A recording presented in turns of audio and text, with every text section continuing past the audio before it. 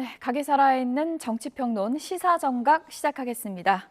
오늘은 금요일의 손님입니다. 금요일에 훈훈한 듀오 성치훈 더불어민주당 부대변인, 송영훈 전 국민의힘 대변인 나오셨습니다. 어서 오세요. 네, 이재명 대통령이 현재 순방 중인데 다음 주에 이제 귀국을 하게 되는데 아주 민감한 전국의 현안들이 많은 것 같습니다. 여론조사 추이도 조금은 이재명 대통령이 좀 걱정을 할 만한 수치가 나오고 있는데요. NBS 여론조사 결과 보시죠. 소폭 하락했습니다. 지난주보다. 그래서 53% 긍정 나타나고 있고요. 지난해 6월 2주차 역대 최저치와 동률을 기록하고 있습니다. 지지율이 하락하는 요인, 핵심 키워드는 부동산으로 지금 평가가 나오고 있습니다. 현 정부의 부동산 정책 평가에 대해서 잘못하고 있다가 과반이 넘습니다. 56%가 잘못하고 있다라고 답을 했습니다. 1월 4주차보다 9%포인트가 오른 거고요. 잘하고 있다라는 응답은 33%에 그치고 있습니다. 송영우 대변인님. 지지율 하락의 이제 원인 중에 하나가 이제 부동산으로 꼽히고 있는데 부동산 중에서도 뭐 어떤 게 지금 요인이 되고 있는 걸까요? 가장 큰 것은 이재명 대통령이 근저당을 설정받는 기묘한 방법으로 집을 매각한 것이죠. 그 부분이 국민 정서에 미치는 영향이 대단히 큽니다. 그러니까 25억 이상의 고가 주택에 대해서는 은행 대출을 2억 원까지밖에 받지 못하도록 막아놓은 것이 다름 아닌 이재명 정부의 부동산 정책이잖아요. 그런데 대통령이 일종의 사금융을 제공하는 것과 비슷한 효과가 있는 근저당 방식에 의한 매각을 하면서 이 대통령 스스로가 자기 정부의 정책을 부정했습니다. 그러면서 정부가 시장을 이길 수 없다는 것을 확인했는데도 계속 규제 일변도의 부동산 정책을 가져가고 있어요. 시장 원리에 따라서 풀어야 되고 그러려면 공급을 늘려야 되는데 오히려 부동산 대토론회에서 재건축 재개발의 순공급 효과가 큰지에 대해서 의문을 표했고 그다음에 또 전세 대출이 집값 상승의 주범이라고 지목을 하면서 전세를 살고 계시는 임차인들께서도 굉장히 불안을 느낄 만한 코멘트들이 나왔습니다. 이런 것들이 모두 복합적으로 맞물리면서 현재의 트리플 상승 국면을 우리 국민들께서 도저히 더 견딜 수 없다고 생각을 하시는 겁니다. 참고로 이번 주에 나온 한국부동산원 통계 기준으로도 서울 아파트 매매 가격 그리고 서울 아파트 전세 가격은 77주 연속 상승했습니다. 역대 신기록이 문재인 정부 때 85주 연속 상승한 거거든요. 네. 그 신기록을 깰 날도 멀지 않았기 때문에 이대로 가면은 이재명 정부의 부동산 정책에 대한 국민 평가는 더 악화될 것이고 대통령 지지율을 더 끌어내리는 요인으로 작동할 것으로 봅니다. 근저당이 큰 요인이 됐다라고 분석을 해주셨는데 여러 가지 있잖아요. 뭐 집값 오르는 거, 전세 매물 없는 거, 또 보유세 올리는 정책 등등 어떤 게 가장 컸다고 보십니까? 뭐 복합적이겠죠. 예. 근데 근저당도 영향은 있었겠습니다만 근저당이 뭐 결정적 메인 역할을 했다고 보지는 않습니다. 물론 그렇다고 해서 문제가 없다는 건 아니고요. 국민들의 실망감이나 박탈감이 충분히 있었을 수 있다라고 생각을 하고요.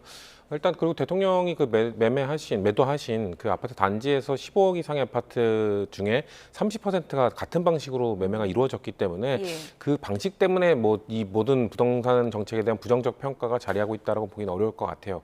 근데 저는 지금 지지율이 또 오늘 이렇게 떨어진 이유는 이번 주에도 떨어진 이유는 부동산 정책은 늘 어떻게 보면 부정평가의 중심에 있었고 이번 주에 악재가 많이 겹치지 않았나라는 생각이 듭니다. 일단 코스피의 급락도 분명히 있었고 국회의장의 연임 관련 발언에 좀 설화도 있었고 그리고 지금 8.17 전당대회를 둘러싼 당내에 좀 갈등이 좀 내홍이 격화되고 있기 때문에 이런 것들이 복합적으로 작동을 해서 대통령의 지지율에 전반적으로 영향을 준 것 같고요. 물론 그렇다고 해서 뭐 지금 절대 뭐 안심할 수 있는 상황이 아니죠. 대통령 지금 심지어 지금 순방 중이잖아요. 원래 순방 때는 지지율이 좋은 긍정적 효과를 받게 되어 있거든요. 외교적 효과가 좀 그렇죠. 언제나 외교적 성과를 좀 받으러 가는 게 늘 외교 순방이기 때문에 그럼에도 불구하고 하락하고 있다는 건 지금의 약간의 소폭 하락보다 훨씬 사실상 체감상 더 큰 하락으로 받아들여야 되기 때문에 이것을 반전시키기 위한 노력을 당도 해야 되고 대통령 청와대에서도 좀 아마 긴밀하게 좀 검토를 하고 있을 걸로 예상이 됩니다. 아마도 이 부분도 여론의 변수가 될 것 같습니다. 형사소송법 개정안이 아마도 예정대로라면 오늘 오후에 본회의를 통과할 것으로 예상이 되고 있습니다. 관련 영상부터 보시죠. 민주당 주도로 국회 법사위를 통과한 형사소송법 개정안이 국회 본회의에 상정됐습니다. 형사소송법 일부 개정 법률안 대안을 상정합니다. 한동훈, 주진우, 참 못됐습니다. 못됐습니다. 공부를 제대로 해야 할 것입니다. 이게 더 흉한 거 하나를 넣었더라고요. 공소기각을 판결로 쌀 수 있는 범위를 확 넓혀 놓는 조항을 끼워넣었습니다. 법안을 제대로 보도록 하세요. 허위 선동질은 이제 그만해야 합니다. 정말 검사스럽습니다. 훨씬 더 좋아진 형사소송법입니다. 알량한 복수심을 만족시키기 위해서 보완 수사를 받을 권리를 강탈했습니다. 반드시 그 후과를 치르게 될 겁니다. 보안 수사권 폐지와 이재명 대통령 재판 취소를 맞거래한 수악한 임명 계약은 이재명 정권의 올락으로 돌아올 것입니다. 국민의힘은 검찰 구하기를 위한 선동과 방해를 이제는 멈추고 국민을 위한 형사사법 체계를 세우는 일에 지금이라도 동참을 해야 합니다. 민주당이 하도 검찰에 책 잡힐 일이 많아서 정권 끝나고도 검찰 손발을 묶으려고 이러는 것인가? 훨씬 더 좋아진 형사소송법입니다. 1% 때문에 검찰이 존재하는 겁니다. 대단히 불순한 의도가 있어요.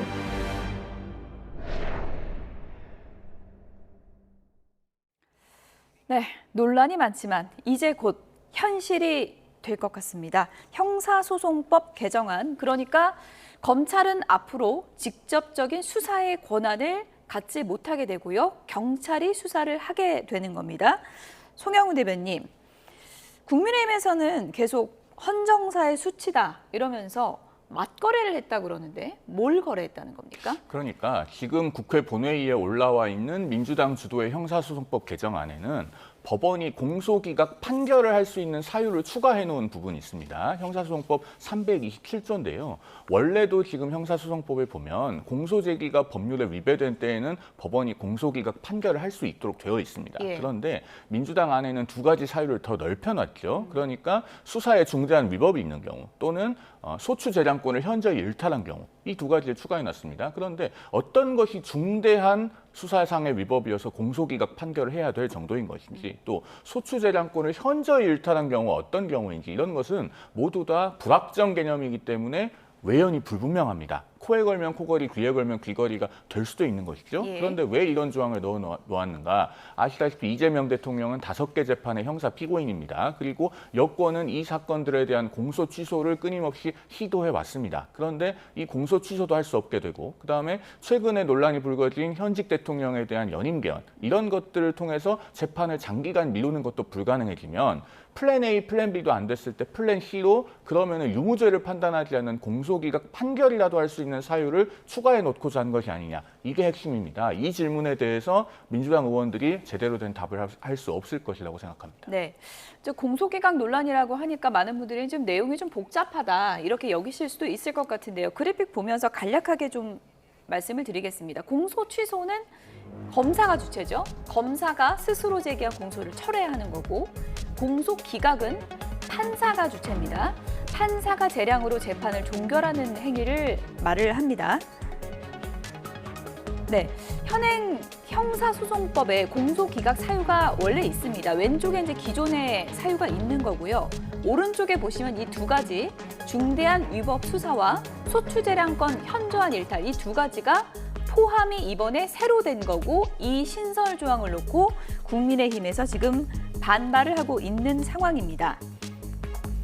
법무부와 검찰에서도 즉각 반발했습니다. 법무부는 실체적 진실에 관한 심리보다 재판 지연 같은 부작용이 우려된다고 밝혔고요. 검찰에서는 재판부의 해석에 따라 달라질 수 있다. 공소기각 사유는 객관적이어야 한다. 이렇게 반박을 했습니다.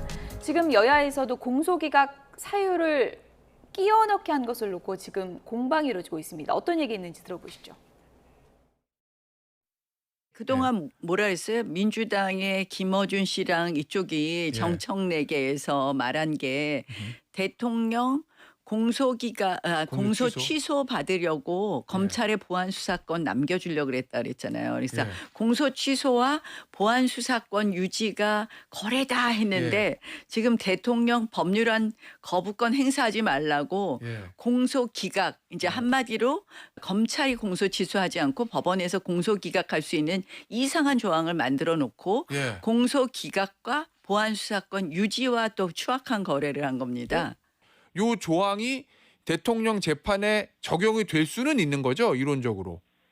뭐 이론적으로는 적용될 수 있는데 이 조항이 없어도 적용되죠. 아까 말씀드렸지 않습니까? 327조 2호에 예. 원래 규정이 있기 때문에 이 조항이 있건 없건 상관없이 예. 그 수사가 위법하면 공소기각을 할 수 있죠. 지금도 이미. 예. 달라지는 건 없습니다. 다만 우리가 예. 검사의 소추재량과 검사의 기소권에 대해서 예. 함부로 행사하지 마라라고 법에 명확하게 예. 규정을 넣어주는 것이죠.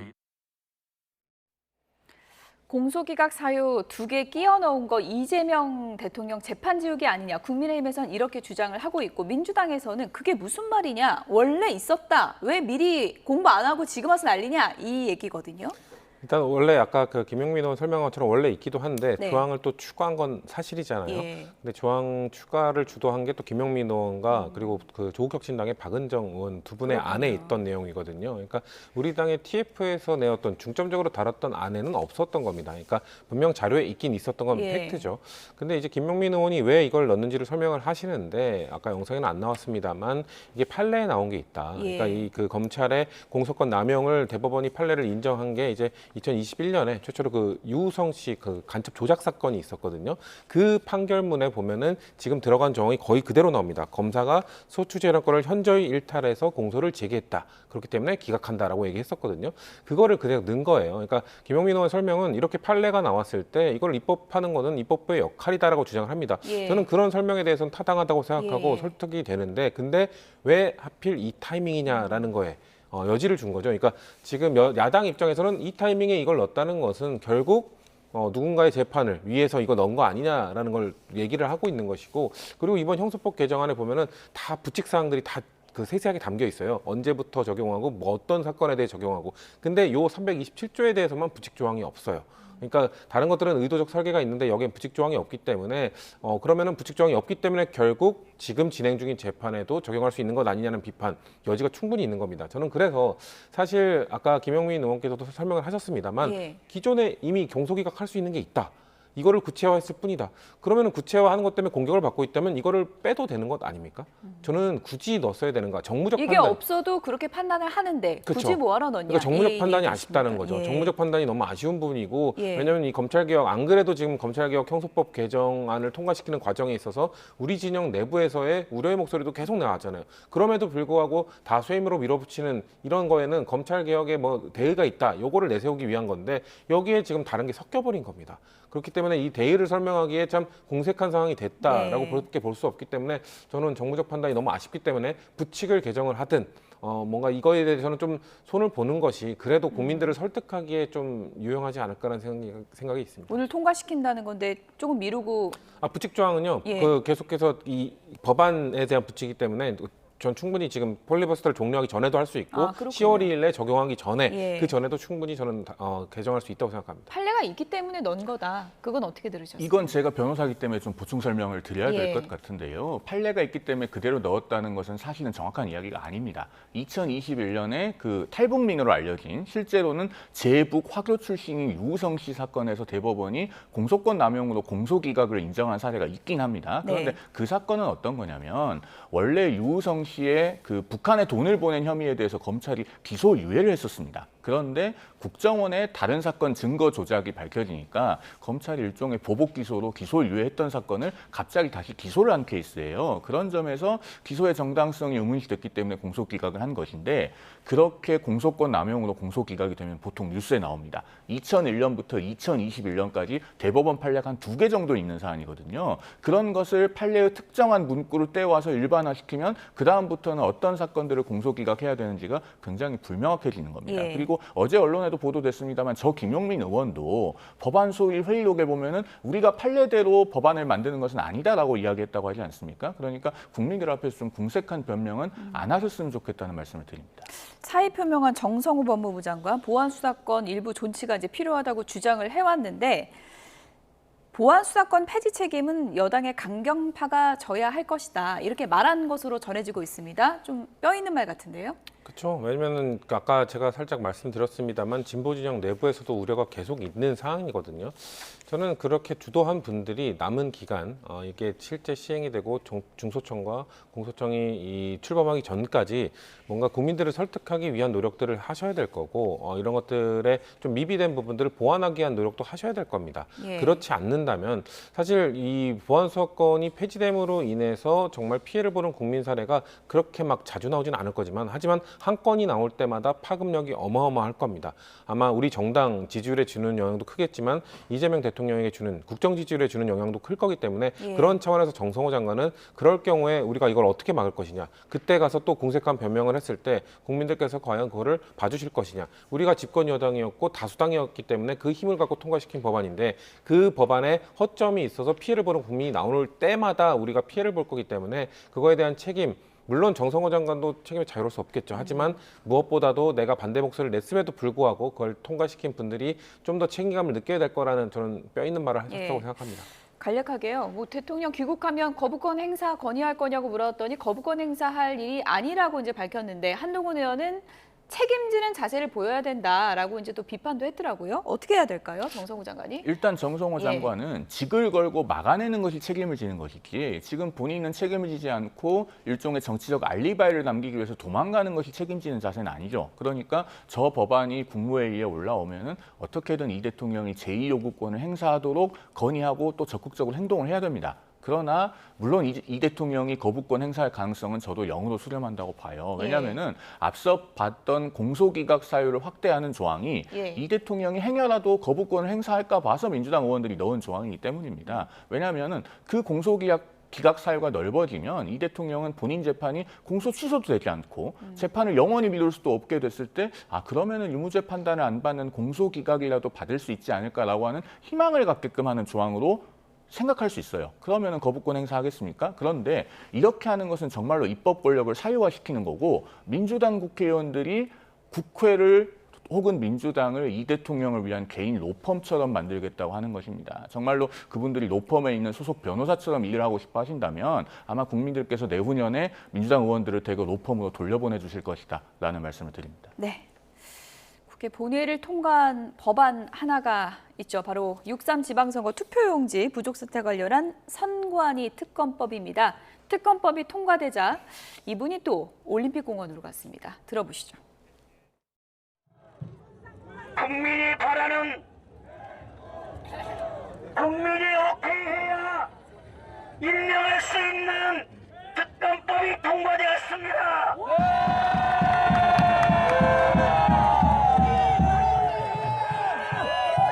그동안의 모든 의혹에 대해서 모두 수사할 수 있는 특검법이 통과되었습니다.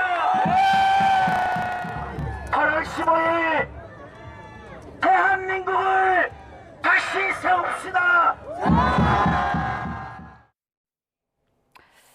네, 올공의 남자 장동혁 대표 어제 올림픽공원에 가서 한 발언을 들어보셨는데 원래는 같이 가자 그러면 의원들이 전화를 피했는데 어제는 10여 명의 의원들이 또 같이 갔다 그러고요. 옆에서 뭐 장동혁이 해냈다 이런 함성도 나왔더라고요. 저기 계신 분들에게는 이제 장동혁 대표가 좀 더 단단한 지지를 받게 되겠죠.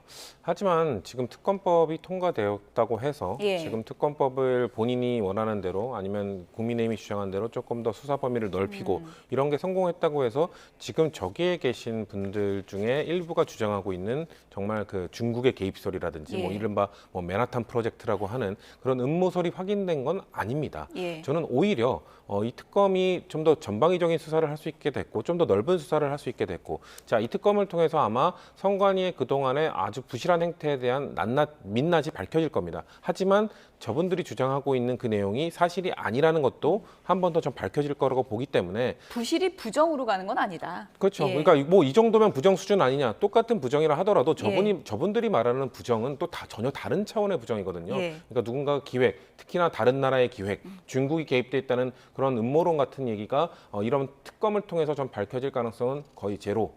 수렴한다고 보고 있기 때문에 오히려 지금은 지금 장동혁 대표의 표정이 좋고 내가 뭔가 이뤄냈다. 저분들과 뭔가 축하의 자리처럼 저렇게 말씀을 하고 계시지만 특검의 수사 결과가 나오고 선관위를 완벽하게 개혁해냈을 때 그 일부 아까 제가 말씀드린 부정선거론자들이 얘기하고 있는 것들이 밝혀지지 않았을 때 오히려 저분들과 장동혁 대표는 전 좀 더 고립될 거라고 보기 때문에 지금 자축할 상황은 아니라고 좀 봅니다. 어제 현역 의원들 누가 왔는지 그래픽 좀 보여주시면 좋을 것 같은데 원래는 당대표 비서실장이 전화 돌리면 전화를 다들 피했는데 어제는 저렇게 많이 왔습니다. 뭐 김장겸, 박준태, 강명구, 서천호, 조승환, 저기 뭐 주진우 의원도 갔다고 그러고요. 어떻게 보면은 장동혁 대표 입장에서 사퇴설에 좀 압박을 받았는데 이제는 좀 내 공간이 생겼다 이렇게 볼 수도 있는 겁니까? 글쎄요. 부산 집회나 광주 집회 때보다는 현역 의원들의 참석이 많은 것은 사실입니다만 저 15명이라고 하는 숫자, 장동혁 대표 포함입니다.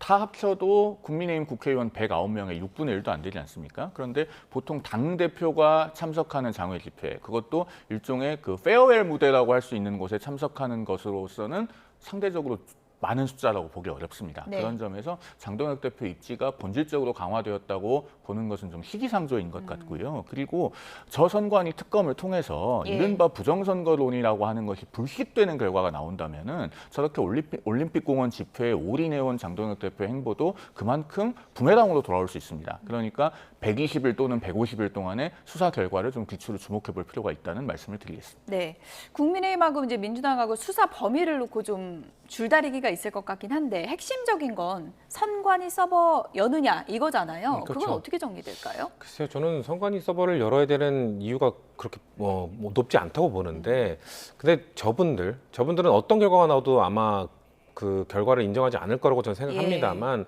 선관위 서버도 들여다보고 뭐 필요하면은 많은 재검표도 하고 최대한 할 수 있는 저 정도의 음모론을 갖고 계신 분들은 아니다 하더라도 국민 많은 분들이 그래도 좀 저분들이 아무 이유 없이 저런 건 아닐 수도 있지 않나라고 의구심 가질 수 있거든요. 사실 투표율은 조작된 게 그렇죠. 맞잖아요. 그러니까 그런 것들까지 다 낱낱이 좀 밝힐 수 있는 좀 광범위한 그런 수사를 할 수 있도록 민주당도 동의를 해줘야 된다고 생각합니다.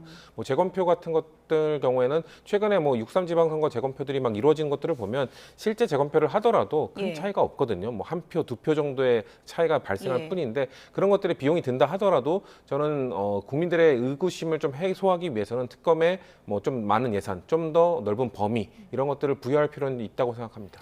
뭐 올림픽공원에 이제 부정선거 시위대, 전문 시위대도 이제 많지만 이제 2030 청년들도 많이 나왔던 것은 이제 선거 과정의 공정성, 투명성 이런 부분을 이제 강조했던 건데 뭐 서버 부분 포함해서 어떤 부분까지 이번에 좀 수사가 이루어져야 된다고 보십니까? 성역 없는 규명을 해야죠. 사실 시간대별 투표율을 틀리게 입력해놓고 그걸 수습하기 위해서 그 뒷시간대의 수치를 조작했다. 이것 우리 국민들께서 상상도 못한 일이지 않습니까? 그러면은 선거 제도에 대한 신뢰가 근본부터 흔들릴 수 있는 상황까지 내몰린 겁니다. 그러면은 선관위가 했던 모든 일에 대해서 사실 성역 없이 규명하는 것이 원론적으로 맞아요. 다만 앞서 제가 잠깐 말씀드렸던 것처럼 수사 기간에 제한이 있지 않습니까? 특별검사가 재량으로 한 번 연장을 해도 최대 120일이고 거기서 30일을 더 연장하려면은 대통령이 허가를 해줘야 됩니다. 그러면 기본 120일이라고 봤을 때 이번 지방선거에서 있었던 일들을 우선적으로 수사를 하는 것이 맞죠. 다만 앞서 저희가 영상에서도 봤듯이 여전히 부정선거론에 동조하거나 혹은 상당한 의심을 갖고 계시는 분들이 우리 사회에 존재합니다. 그러면은 그런 부정선거론을 불식할 수 있는 과정도 저는 좀 필요하다고 생각해요. 그러니까 확인할 수 있는 것들을 다 확인을 해서 확인해봤더니 정말 개표 부정은 없었더라 라고 하는 것이 좀 확인이 됨으로써 우리 사회의 선거제도에 대한 신뢰도 복원하는 계기로 삼아야 되지 않을까. 그러니까 두 가지를 다 해야 됩니다. 선관위 해체 수준의 개혁에 동력을 제공하는 수사도 필요하고 동시에 선거제도에 대한 근본적인 불신을 해소하는 수사도 필요하다. 이렇게 말씀을 드리겠습니다. 과정과 결과에 승복할 수 있는 그런 광범위한 수사. 그러니까 열 수 있는 건 다 열자. 두 분 다 이렇게 보시는 거군요.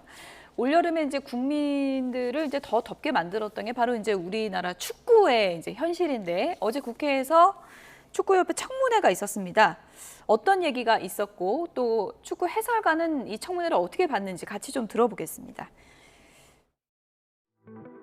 정말 어려운 일들이지만은 저는 그런 젊은 친구들이 들어와서 이 어려운 것들을 좀 바꿔줬으면 좋겠습니다. 밖에서 좋은 역할 하는 것도 좋고 좋은 얘기하는 거 좋고 쓴소리 하는 것도 좋지만은 이 안에 들어와서 이 현실이 얼마나 어려운지 좀 깨닫고 그러다 보면은 본인들이 더 이거를 책임감을 가지고 더 바꿀 수 있을 거라는 저는 생각은 분명히 갖고 있습니다.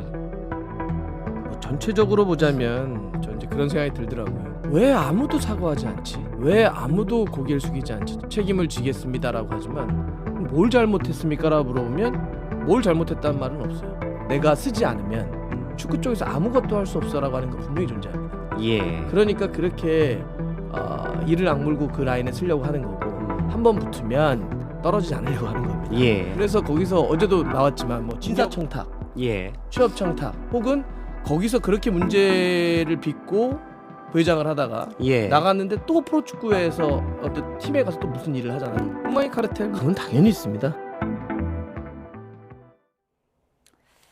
네, 뭐 축구 전술만 엉망인 줄 알았더니 청문회 전술도 엉망이었다. 보는 내내 답답했다. 이런 평이 많았습니다. 어제 핵심적인 건 제대로 못 건드리고 끝났다. 이런 좀 비평이 많더라고요. 그렇죠. 뭐 청문위원들이 공격수였다면은 이 질문을 받아내는 분들이 수비수, 공격 수비 둘 다 수준이 낮았다라고 저는 생각합니다. 네. 처음에 이제 경기 킥오프를 알리는 그 이재정 위원장의 발언 정리 이런 것들은 전 좋았다고 생각했거든요. 왜냐하면 지금 이 청문회가 왜 열리는지에 대해서 명확히 짚어주셨어요. 그러니까 예. 대한축구협회 그 축구 대표팀의 감독이 되는 선임 과정에 대한 문제점을 지적하고 또 축협의 투명성과 책임성 이것들을 좀 높이기 위한 청문회 자리다라고 했는데 막상 청문위원들의 질문 수준이나 이런 것들은 날카롭지 못했거든요. 뭔가 왜 졌냐라든지 사실 그 감독이 선발되는 과정에 문제가 있는 것이지 일단 감독이 선발된 이후에 선수 기용과 관련돼서는 그의 권한이기 때문에 그건 아무리 물어봐야 의미가 없습니다. 그렇죠. 그런 것 때문에 그걸 왜 졌냐고 물어보는 그런 질문으로 시간을 낭비하는 허비하는 것들이 또 보여지기도 했고 또 저는 또 우리 당 위원들의 질문이었기 때문에 조심스럽긴 합니다만 예.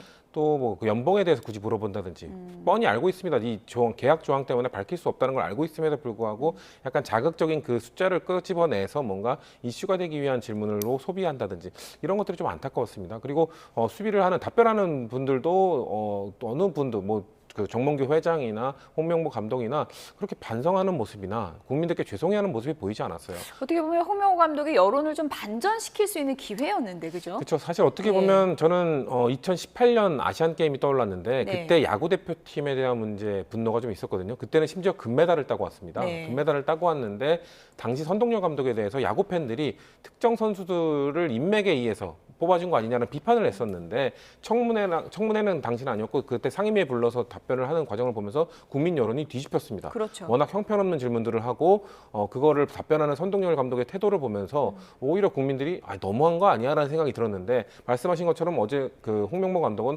아까 영상에서 잠깐 짧은 영상도 보시면 너네들이 해봐라.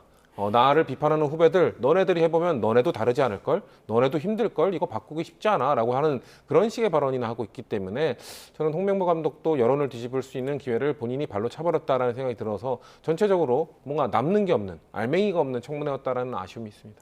박문성 의원이 얘기했던 그 부분이 사실 이제 축구를 사랑하는 분들의 핵심적인 문제점이거든요. 이 욕망의 카르텔이라고 표현했는데 특정 카르텔이 쥐어들고 흔드는 그 문제에 대해서 제대로 파헤치지 못했다 이런 아쉬움이 좀 있더라고요.